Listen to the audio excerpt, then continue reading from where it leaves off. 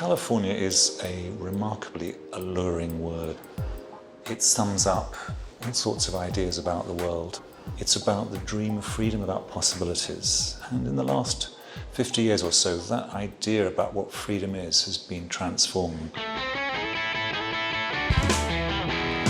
The 60s were certainly about pleasure, about people following hedonistic pursuits, which is certainly what California's beach cultures were like.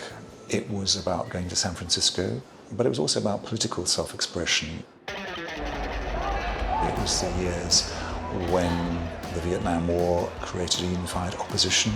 It was when music went through a revolutionary change, overturning old ideas about what popular music might be. And that was about freedom of self-expression. It was when gay liberation was first discussed. Stuart Brand, the man who invented the Whole Earth Catalogue back in the 60s, ran a campaign unimaginably to persuade NASA to release photographs of the Earth taken from space, an image which had never been seen before, and it was finally released. It suddenly changed the way people saw the world.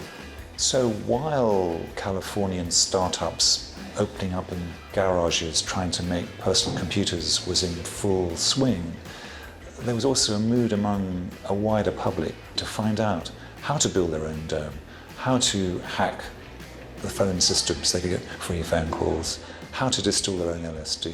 It was the kind of quest for open information that is what started Wikipedia.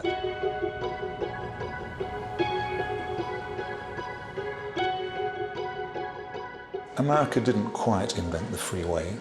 Adolf Hitler had the Autobahn system, but Los Angeles was probably the first city to be completely reshaped and re-engineered by building massive freeways throughout, across and around the city. And the initial response from the outside world was utter horror. And then a rather interesting British critic, Rainer Banham, went off, and in the wave of urban critics, he suddenly reversed the captions. What was seen by conventional wisdom as being terrible, suddenly he presented as being a positive. You see, I think freeway driving is interesting in itself. From up here, you see the most weird, extraordinary places and things which you can hardly see from down below. Memorably, Banham actually said that he learned to drive so he could read Los Angeles in the original. And those freeways shaped the city, they shaped behaviors, they shaped how far people could commute, and now one sees them as being the past. The freeway is the analog, and now communication is done digitally through the always-on smartphone. For generations, California has seen itself as a place in which things can happen. Ground zero in Silicon Valley is Stanford University, which for more than 100 years has been turning out extremely gifted physicists and scientists, and that's really where this research culture first came from. Northern California around San Francisco and Silicon Valley, it's the place in which within the space of 50 miles you will find the headquarters of three of the most powerful companies on the planet: Apple, Facebook, Google. Apple weren't the first people to make an MP3 music player, but they were the ones that came up with the brilliant idea of a click wheel, which produced the iPod, which suddenly made it possible to find that record track you were looking for. They weren't the first people to make a mobile telephone, but just 10 years ago, Steve Jobs launched a product which was like nothing anyone had seen before. A widescreen iPod with touch controls, a revolutionary mobile phone, and a breakthrough internet communications device. These are not three separate devices. This is one device. And we are calling it iPhone. Initially the response was, that's a bit strange. Mobile phones are meant to be getting smaller and smaller, and there's this rather curious absence of buttons, and people shrugged. And then, of course, it made the whole world utterly different. It made Uber possible. It made Airbnb possible. It's transformed the way that we navigate cities. It's transformed the way that we meet people that we might fall in love with. Everything is different. And it happened so fast. In 10 years, Apple has sold 1.2 billion smartphones. That kind of speed, that kind of change is unique. Jonathan Ive, who led the team at Apple that gave a physical shape to the technology that the smartphone depends on, probably belongs to that last generation of designers who were trained in the analog era, using physical models, using drawing.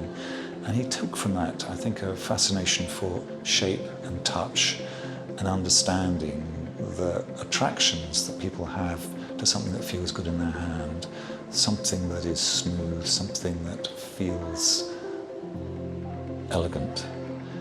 And to that, he added a layer of the interfaces that actually make the phone work. So we've lost the switch and the knob and the lever with which we used to feel in control of objects. But what Apple did was to recreate that in a digital form so that you have a user interface which is clear and easy to navigate. So much digital communication is on knowing that human beings are basically addictive. So the programs that we have on our smartphones are programmed to make us want more and more. We want to see how many likes we've got.